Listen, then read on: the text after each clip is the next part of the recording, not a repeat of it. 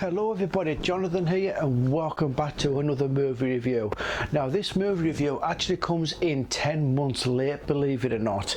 Now the reason for this is because I wanted to take a little bit more time than I would do normally to try and get this one right, because this film isn't a continuation of a franchise. It's kind of a reboot of a film series that I'll get into in the review. But like I said, I wanted to take a bit more time because it comes a little more close to the heart, because it's something that I've grown up with over a lot of years. So this is Travis Knight's Bumblebee.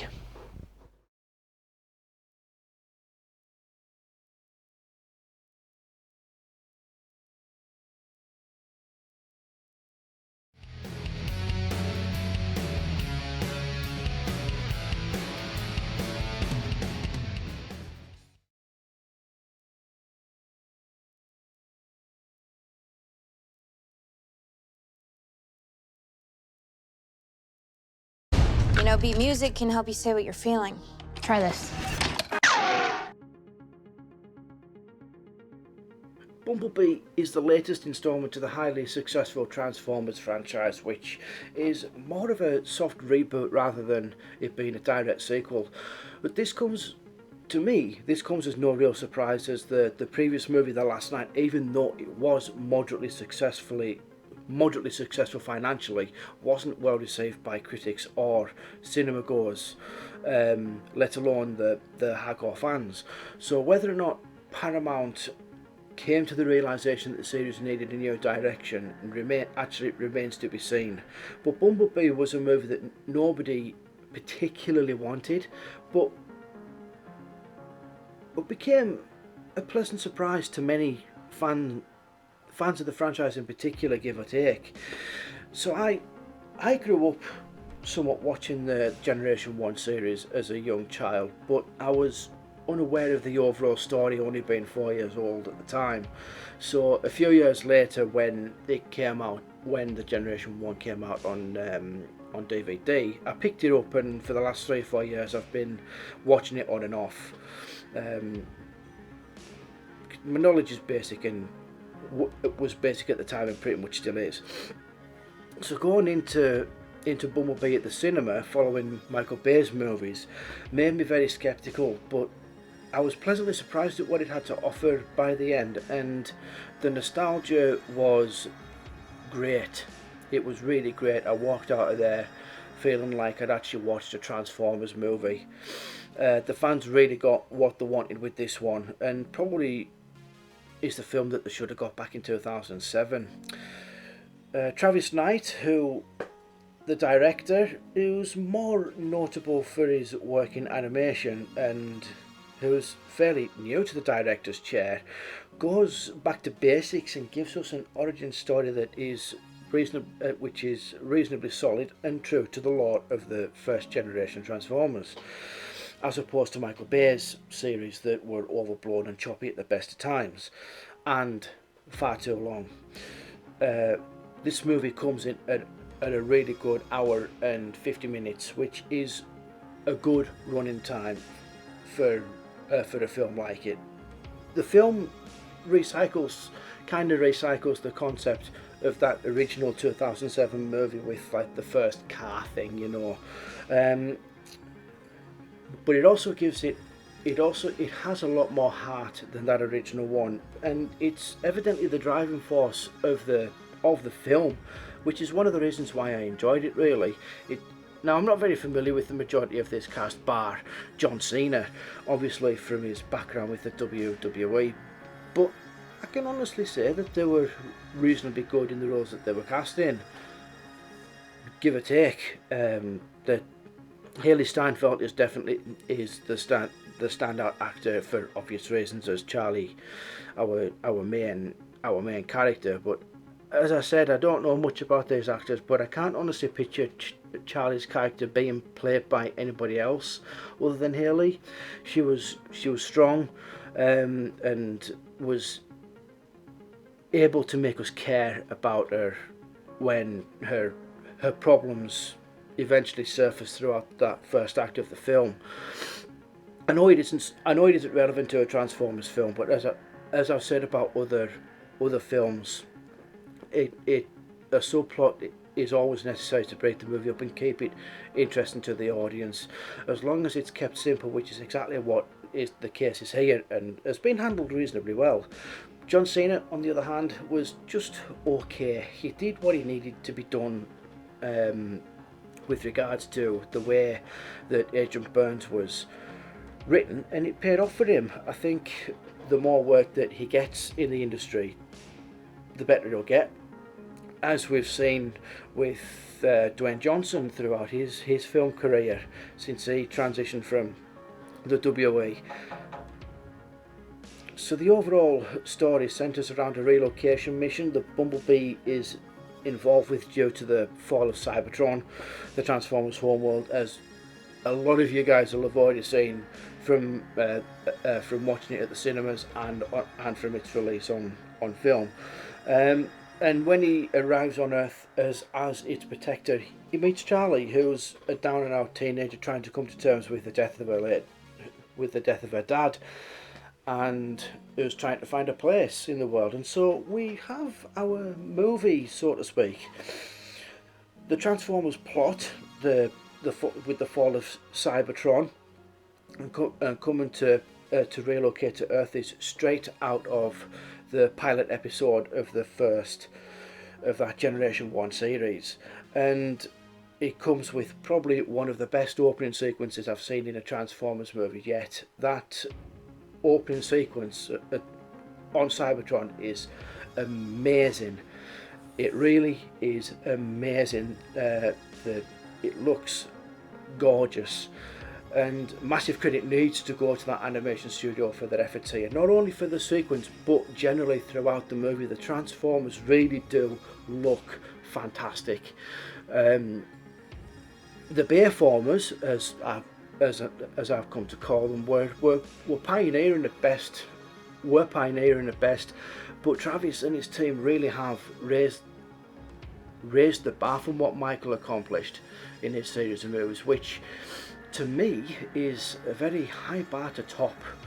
The Transformers on the whole look great, and like I said earlier, have been stripped back to the basics. Optimus Prime looks like Optimus Prime, which during the production of the original movie there was a lot of hate went towards the look of Optimus, but at least they can die happy now. And we even get a glimpse of RC at the start of the movie as well, which I was really surprised about. One Transformer I was really not expecting to see, but she looked awesome as well. She was in her original form as well. I thought it was a great touch, because once I'd gotten to a stage when I started watching it a bit more, the Transformers had left Earth to go and rebuild Cybertron. So as far as the start of the show goes, Bumblebee looks awesome. The amount of detail that the visual team, whoever they were, I don't remember who it was, the amount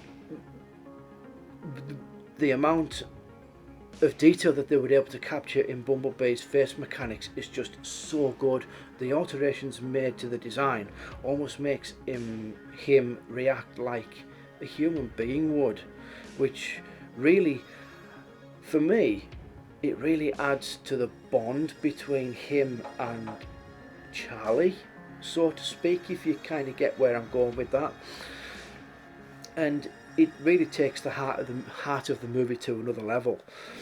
In some ways, however, this pitch, the emotion throughout the film, kind of took away the essence of it being a Transformers movie, and it could have very well been passed off as a coming of age teen drama without the Transformers in it. Hopefully, if we do get a sequel with a bit of luck, we'll get more from the Transformers, hopefully, as it goes on, if more of the Transformers do actually come up. So before I finish on this subject of the Transformers, I need to give credit to the voice actors, which are absolutely perfect. So when I can remember when I first heard Soundwave open his mush at the cinemas, I nearly jumped out of my seat in absolute delight. I thought, oh, he was my favourite Transformer out of all of the Decepticons. He was my favourite Transformer. And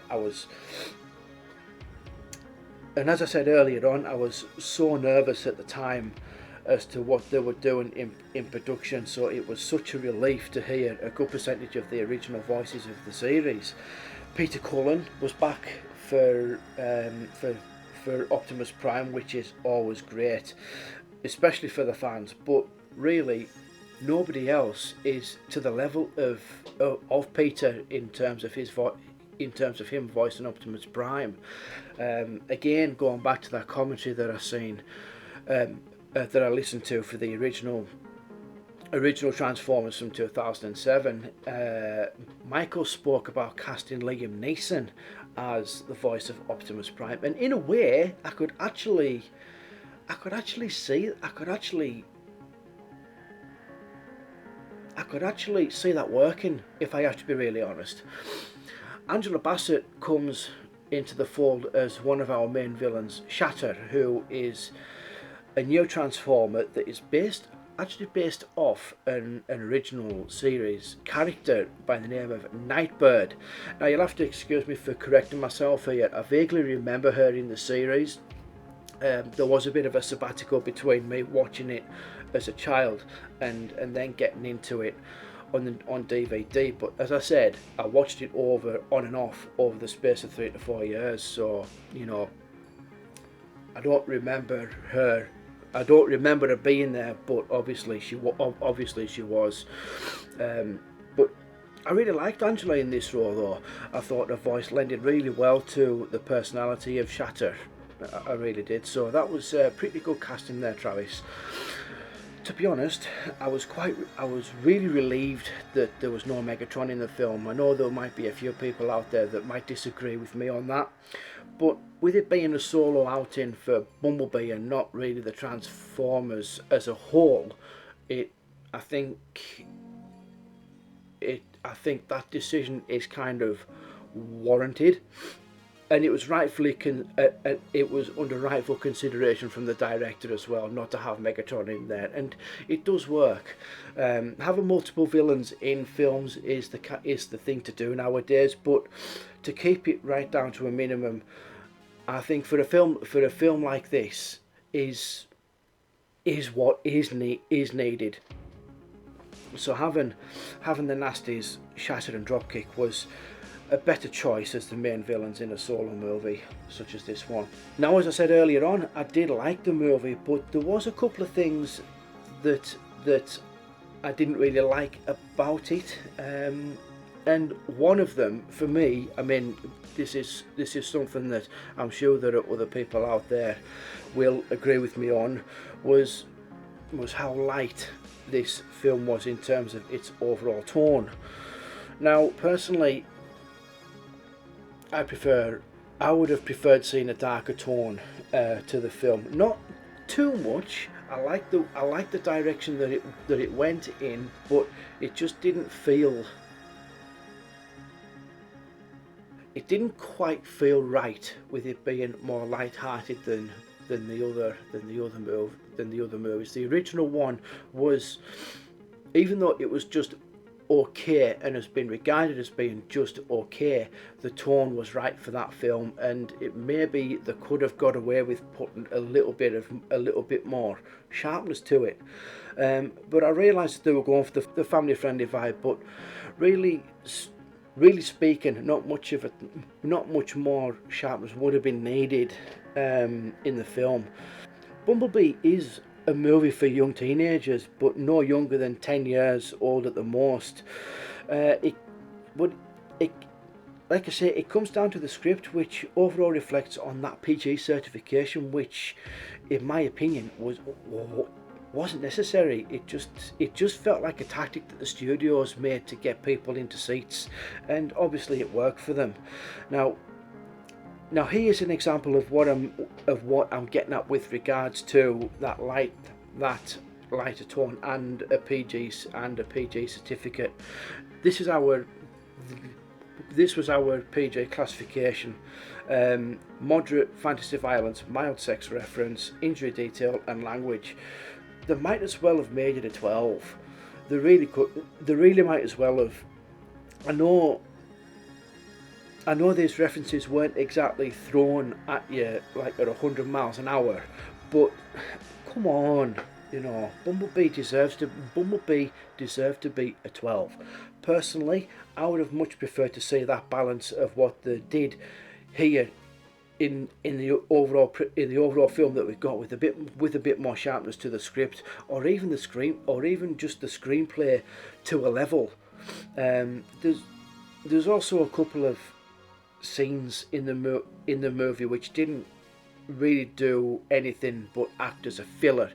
The more prominent one is the forest scene where Charlie and Bee are having a heart-to-heart after they've been down at the beach, and then we get that message from Prime, which isn't really a spoiler because it's actually in the trailer, and again, you guys will probably have already seen it, but this scene felt really tacked on for me, and it didn't do anything to progress the movie. It didn't need to be there. So once I finished the film, I had a little look at the special features, and I found an alternative opening which might explain why that scene was in the film. So maybe, I don't know, maybe somewhere down the line they decided to go for the Cybertron scene instead, and forgot to take that forest scene out, which is a pretty big deal, which can be interpreted in any way, and I can understand that, but I would hate to think that they did go for the Cybertron scene over that alternative, and then forget to take that middle scene out, which for me is a bit of a schoolboy error to be in the editing room, if I have to be honest. But to a degree, it's forgivable. We get a little bit more backstory, but isn't exactly necessary. Travis really went out of his way to make this work, and it does show. He knew exactly what needed to be done to take the Transformers in a new direction, and it really is great to see some of our characters back to their original designs with sentimental upgrades that didn't affect their overall look. So my final thoughts: Bumblebee is a lot of fun, which proves that even when a product has ran dry through the years, it's never too late to go back to the drawing board and start again. It's not perfect by any means, but Travis has definitely done something right to put the franchise back on its feet. Bumblebee himself was great. He really did kick butt, but won more hearts throughout its runtime than fights in the movie, sadly. But that's not an overall problem for me anyway. Bumblebee gets an 8 out of 10.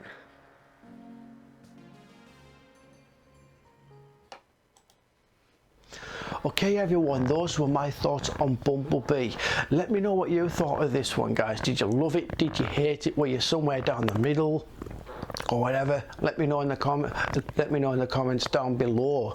If you did like the video, make sure to hit that like button, subscribe as well if you like, and as I've said, you can make a comment as well. So this is TrekFlix signing off.